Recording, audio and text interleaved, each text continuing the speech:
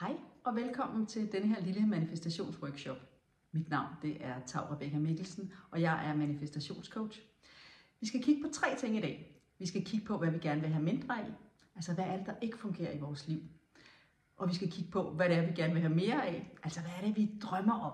Hvad er det, vi længes efter? Og så skal vi også kigge på, hvad er det, vi kan gøre for aktivt at gå i retning af vores drøm. Altså, hvad for nogle handlinger kan vi sætte på? Vi starter med at kigge på, hvad det er, der ikke fungerer i vores liv. Det handler om, hvad du gerne vil have mindre af i dit liv, eller helt ud.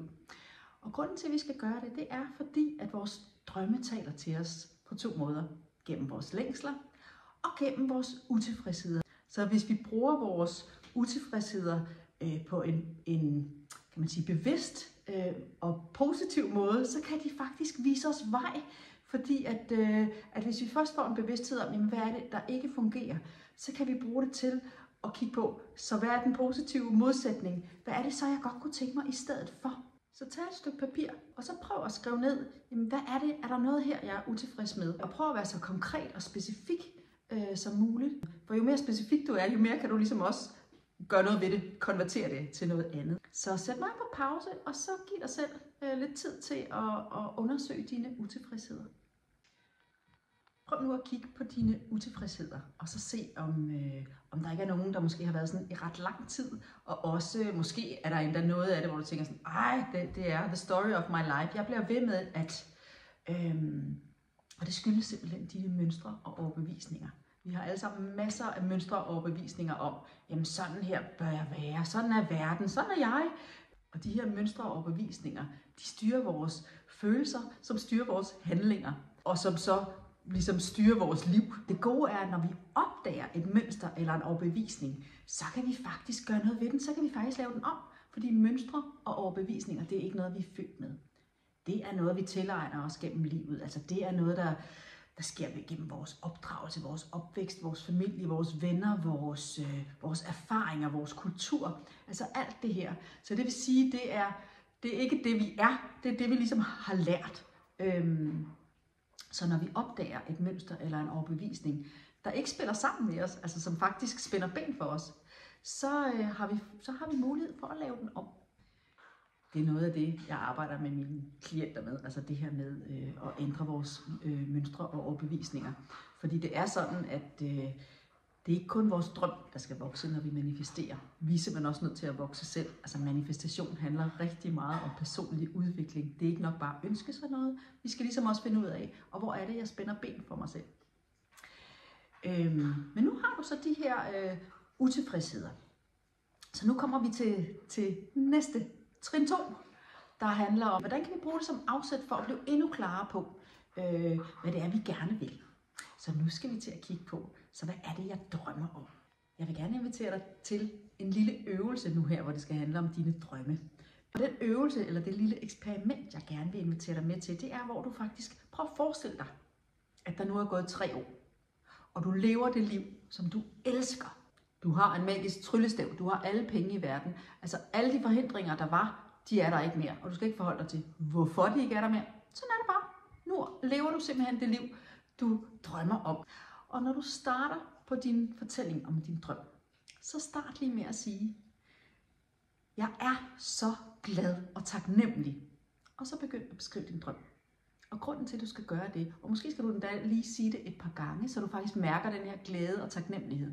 Fordi det er en energi og en vibration, der får dig så meget tættere på din drøm.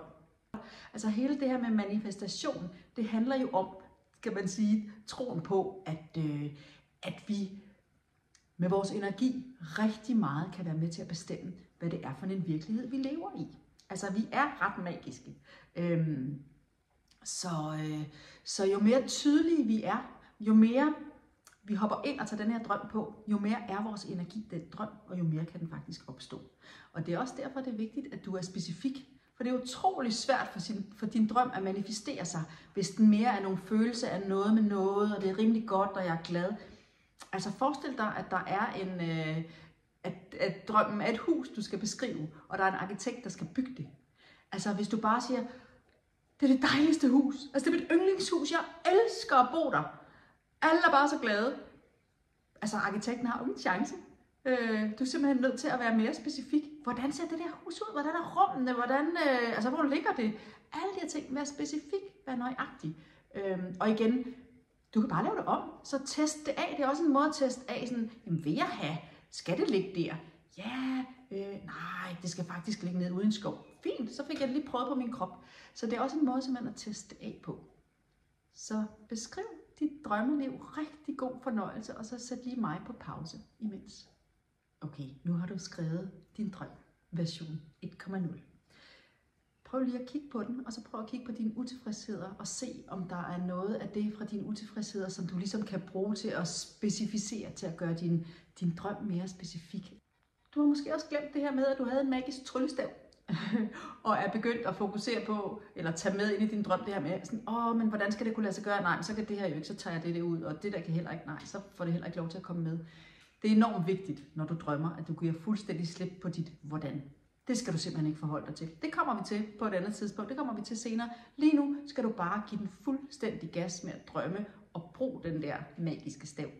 For hvis det er sådan, at du ligesom skal kunne regne ud, hvordan din drøm skal kunne lade sig gøre, jamen så kan du ligesom kun drømme inden for det rum, som du allerede kender. Altså og med de løsninger, du allerede kender. Og så kan du jo ikke forandre noget. Så bliver det jo ved med at være, som det er. Så prøv lige at gå din drøm igennem igen, og se om der er noget, du kan gøre den tydeligere, og om du kan drømme større. Og så sæt mig på pause. Det tredje skridt, den tredje step, vi skal tale om her, det er det her med, hvordan kan vi sætte handling på, så vi også aktivt går i retning af vores drøm. Det du bare skal fokusere på, det er, hvad er mit næste skridt? Hvad kan jeg gøre med det, jeg har herfra, hvor jeg står? Så prøv at sætte dig ned og skrive mellem 1 og 3 skridt, du kan tage for at gå i retning af din drøm. Og når du gør det, så er det meget vigtigt. Altså det her med, når vi skal realisere vores drøm, så er vi simpelthen nødt til at gå ud af vores comfort zone. Vi kan ikke skabe noget nyt ved at kun at holde os på det sikre, vi kender. Det er jo derfor, vi ligesom ikke har flyttet os fra det, vi kender. Så det ligger lidt i det, at vi er nødt til at være villige til at gå uden for det, der føles helt trygt. Så prøv at skrive 2-3 ting ned, som du kan gøre derfra, hvor du står med det, som du har. Og hvis nogle af tingene er sådan lidt, det er altså ikke vildt, man skulle ringe til den. Prøv at skrive det på alligevel. Gør lige det, og så snakker vi mere om det lige om lidt. Sæt mig på pause. Og så når du har gjort de ting, så sæt noget ny handling på, og så hvad kan så skridtet efter det være? Man skal nemlig huske på det her med, at der findes ikke noget. Vi kan alle komme i mål. Det er ligesom, vi kan alle bestige et meget højt bjerg. Nogle af os er trænet i det og gør det mega hurtigt. Andre af os er overhovedet ikke trænet i det, og det tager virkelig lang tid. Men sætter man et skridt eller et ben foran det andet, en fod foran den anden, så vil vi altså alle sammen komme op på den top. Så, og når man først begynder, så vil man opleve, nogle ting går langsomt, og andre ting går afsindigt hurtigt. Og min erfaring er, at når man først begynder på den her måde, så går det langt hurtigere, end man overhovedet kan forestille sig. Altså det sætter skub i så mange ting. Så man kan sige, nu har du kigget på, hvad det er, der ikke fungerer i dit liv. Du har fundet ud af, hvad er det, jeg drømmer om? Og sikkert også gjort dig nogle overvejelser om, hvorfor du drømmer om det. Og vi har også kigget på, hvorfor gør du det ikke bare allerede? Altså der er nogle mønstre og overbevisninger her, som der skal arbejdes med. Det næste, du skal gøre, det er ligesom at beslutte dig for en eller anden strategi. En hjælp kunne være, vi har tit svært ved at se vores egne mønstre og overbevisninger, for eksempel. Og vi kan rådgive os selv noget af vejen, men det kan være svært at hjælpe os selv hele vejen, fordi vi simpelthen er blinde, eller vi ikke har den viden. Hvis du kunne tænke dig at vide mere om, hvordan jeg som manifestationscoach arbejder, hvordan det er at være i forløb hos mig, så tag og book en gratis session, som er en måde, hvor du både kan mærke efter, sådan, hvordan er det at blive coachet af Tav, og vi laver også en decideret coaching session, så du også kan føle og mærke, så du også kan opleve, hvad det kan rykke på. Men det er ganske uforpligtende, og lige meget hvad, så vil du få en helt klart en dejlig oplevelse ud af det, der rykker dig. Så det håber jeg, du har lyst til. Book en gratis session, så vil jeg glæde mig til at snakke med dig. Hvis du har lyst til at høre mere om min egen personlige manifestationshistorie, fordi jeg har jo øvet mig rigtig længe, og jeg har gjort mig rigtig mange erfaringer, og jeg lever i dag mit drømmeliv. Simpelthen, hvis du kunne tænke dig at høre, hvordan min proces har været, min rejse har været, så tag og tryk på knappen ved siden af og få min historie. Jeg håber, vi høres ved, og i hvert fald var det dejligt, du var med i dag til den her workshop. Jeg håber, den har givet dig noget. Af hjertet tak.